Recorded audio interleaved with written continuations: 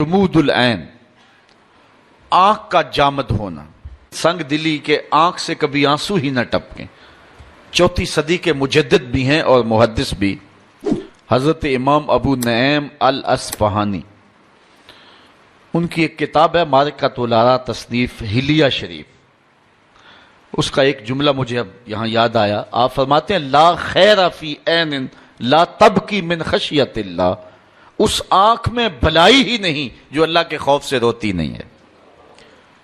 اور حدیث میں آتا ہے کہ جو شخص خوف خدا کی وجہ سے رویا اور اس کے پلکوں کے بالوں میں سے ایک بال کی جڑ بھیگ گئی تو قیامت کے دن وہ بال کھڑا ہو جائے گا، عرض کرے گا مالک یا اس کو جنت عطا کر دے یا مجھے نکال لے۔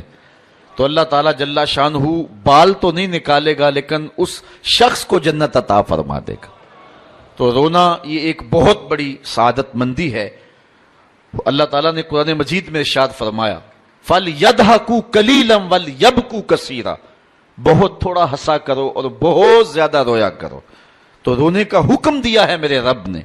حضرت داتا صاحب علیہ رحمہ نے اس حدیث کو بیان کیا۔ حضور نے فرمایا راتوں کی تنہائیوں میں اٹھ کے قرآن پڑھا کرو اور قرآن پڑھتے ہوئے رویا کرو۔ فَإِن لَّمْ تَبْكُوا فَتَبَاكُوا، اور اگر رونا نہ آئے تو رونے کی کوشش کیا کرو۔ تو حضرت داتا گنج بخش علی حجویری سے ان کے ایک مرید نے پوچھا حضرت رونے کی کوشش کریں پھر بھی رونا نہ آئے تو پھر کیا کریں؟ فرمایا پھر مقدر پہ رویا کرو کہ اتنے سنگ دل ہو گئے ہو کہ تمہیں رونا نہیں آتا۔ میرے والد بزرگوار ایک بڑی خوبصورت کہانی سنایا کرتے تھے کہ ایک اللہ کا بندہ تھا، اس کی عادت یہ تھی کہ وہ سخاوت بڑی کیا کرتا تھا، اور ویسے بھی اہل اللہ کا یہ طریقہ ہے کہ ان کا چولہا گرم ہی رہتا ہے۔ بابا بلے شاہ نے کہا نا اٹ کھڑکے دکڑ وجے تے تتا ہوئے چولہا، آن فقیر کھا کھا جاون راضی ہوئے بلا۔ تو فقیر کا مزاج یہ ہے کہ اس کا چولہا گرم ہی رہے، تو جو بھی آتا اس کو کچھ نہ کچھ پیش کرتے، حتیٰ کہ مقروض ہو گئے، حتیٰ کہ وقت آخر آن پہنچا۔ لوگوں نے کہا کہ اب تو بابا جی جا رہے تو اپنا قرض ہی جا کے لے آئیں۔ سارے قرض اکٹھے ہو کے آ گئے اور کہنے لگے بابا جی ہمیں قرضہ جو ہے وہ لٹاؤ۔ بابا جی کو یہ فکر کھائی جا رہی تھی کہ اس وقت میرے پاس ان کو کھلانے کے لیے بھی کچھ نہیں ہے، میرے مہمان بیٹھے ہوئے ہیں۔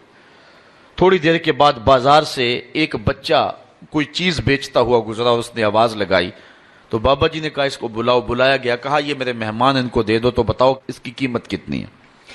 اس نے شکر کیا کہ میں سارا دن گلیوں میں گھوم کر کے یہ سودا بیچنا تھا، میرا ایک جگہ ہی فروخت ہو گیا۔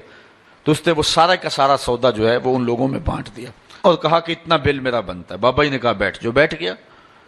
تھوڑی دیر کے بعد اس نے پھر اٹھ کے کہا بابا جی پیسے؟ بابا جی نے کہا یہ سارے لینے والے بیٹھے، جب ان کو دیں گے تجھے بھی دے دیں گے۔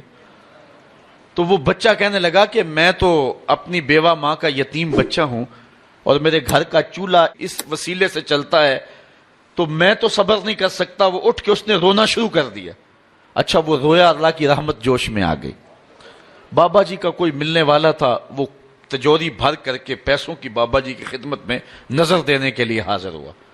بابا جی نے جتنے بھی قرض خواہ تھے سب کا قرضہ دے دیا، اس بچے کو بھی دے دیا۔ بچہ چلا گیا تو لوگوں نے کہا کہ اتنی دیر سے ہم بھی بیٹھے تھے تو کوئی نذرانہ دینے کے لیے نہیں آیا، اس بچے نے جو ہے وہ ابھی ایک بار کہا تو اتنی جلدی انتظام ہو گیا، بابا جی اس حکمت کی سمجھ نہیں آئی۔ تو بابا جی فرمانے لگے تم بیٹھے تو تھے لیکن تم میں رونے والا کوئی نہیں تھا، ایک رونے والا آیا، باقی کے بھی کام بن گئے۔ تو جو اس آنکھ میں بھلائی نہیں ہے جو خشیت الہی میں روتی نہیں۔